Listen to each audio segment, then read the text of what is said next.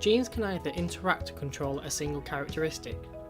So many genes control one feature, such as hair colour, while sometimes a characteristic is controlled by only one gene, such as red and green colour blindness in humans.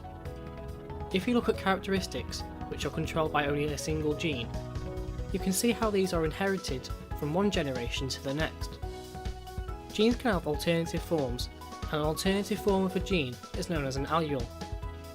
So if you look at a gene for eye colour, it would have different alleles for different colours, such as blue and brown. Genetic crosses can be used to determine the features of a certain offspring. However, before looking into genetic crosses, there are some terms you need to know about and to understand. If we look at one characteristic, say for eye colour, and say someone is homozygous, this means the person has two identical alleles for eye colour, so capital G, or lowercase g. If they are heterozygous, then they must have two different alleles for eye colour, so let's say capital G and lower g. If we refer to the genotype, then we are talking about the alleles of an individual for a characteristic, while a phenotype is the physical appearance as a result of the genotype. If our alleles for eye colour are capital G, then this would be the genotype, whereas our eyes being green would be the phenotype. Why do we show alleles as two letters? Well, one letter represents a particular allele, say capital G is green, whereas lowercase g is blue. When discussing alleles, we always use the same letter when looking at one characteristic. We use the uppercase and a lowercase letter to differentiate between dominant and recessive alleles. A dominant allele only needs one allele to be present for it to be shown in the phenotype. So if our individual has a genotype of capital G lowercase g, or two capital G's, then the person will have green eyes. Recessive alleles, on the other hand, need both chromosomes to have the allele in order for it to be shown.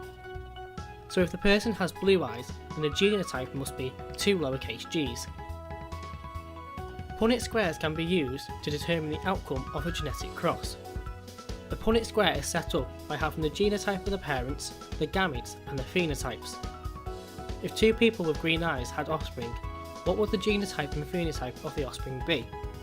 Well, let's say the parents both had a genotype of one capital G and one lowercase g, and for the phenotype of green eyes. These are the possible gametes that could be formed. By matching these up, we can see that the offspring could have the genotypes of two capital G's, one lowercase and one capital G, or two lowercase g's. In this scenario, the offspring has a 75% chance of having green eyes and a 25% chance of having blue eyes. Higher tier students need to understand how you can work out these percentages.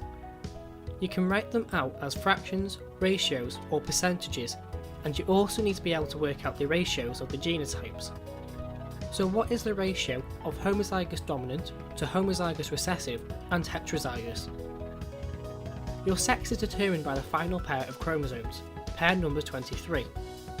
In this pair, the chromosomes do not have a similar shape. The sex chromosomes are X and Y, with Y being smaller than X. In females, the final pair will be XX, while in males, it is XY. In gametes, the sperm cells could contain an X or a Y chromosome, while an egg always contains the X chromosome. Family trees can be drawn and used to determine the alleles of individuals. Some disorders can be passed on by parents to their offspring due to certain genes or changes in bases. Cystic fibrosis is one of these genetic disorders. This disease affects the cell membranes and prevents substances from being able to move from one side to the other. This leads to thick mucus being formed, which can result in some nasty effects, such as clogging up the lungs. This condition can affect many different organ systems within the body. The condition is caused by a recessive allele, and so for the condition to be shown in the phenotype, the individual must have both recessive alleles. This also means that people can be carriers. This term is used when a person carries a recessive gene, but it is not shown in the phenotype due to the dominant allele being present. Polydactyly is when a person has an extra finger or toe. This disease is caused by a dominant allele, and so it can only be inherited from a person which has the disorder. There are no cures for genetic disorders yet, and so for diseases such as cystic fibrosis, the conditions just have to be managed with drugs such as antibiotics. Genetic tests can be undertaken to see if a person carries a faulty allele or not. This information could help couples decide if having children is something they would want to do. For instance, if a couple finds out their children could have a certain genetic disorder, they may not wish to have children any longer. Embryo screening is now possible to find alleles which could lead to genetic disorders. In order for this to take place, cells from the developing fetus are needed. These could be collected by amniocentesis, which involves taking a sample of the fluid from around the developing fetus, or chronic villus is used where cells are taken from the placenta. New methods are being designed as these methods could lead to a miscarriage. One new method could involve IVF and testing the embryo before implanting it. The DNA from these cells will then be tested for these different genetic disorders. This screening can be controversial due to the screening putting parents in a difficult position if the fetus does have any genetic disorders. There is also the concern that these tests could lead to miscarriages. This process is not cheap, and parents or the community have to pay a lot of money for these tests to be done. Sometimes, the tests may also give false indications. However, they are becoming more reliable.